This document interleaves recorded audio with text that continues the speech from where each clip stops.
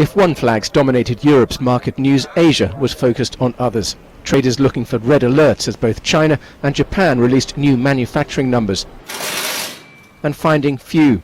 Japanese factory output in February rose at its fastest in 8 months. Chinese factory activity in March at its fastest in nearly 5 years. Ultimately, I think we're seeing a decent tailwind, not only from the domestic Chinese economy, but also from the global economy as well.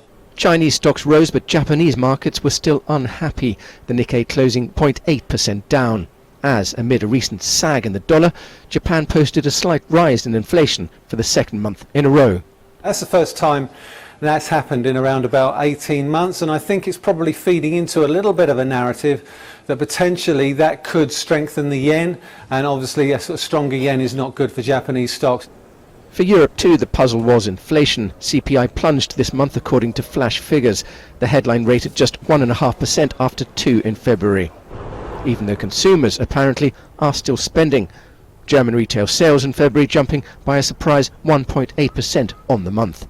If you look at German retail sales data on a year-on-year basis, we've actually seen an annual decline. So even though on a monthly basis we saw a pickup, I wouldn't necessarily say that the recent declines that we're seeing in inflation is necessarily a bad thing at a time when wage growth continues to remain a little bit weak. Consumers potentially the winners, as perhaps Mario Draghi. The ECB chief's reluctance to pull back from ultra-loose stimulus, now seen by some as vindicated for an economy still in recovery mode.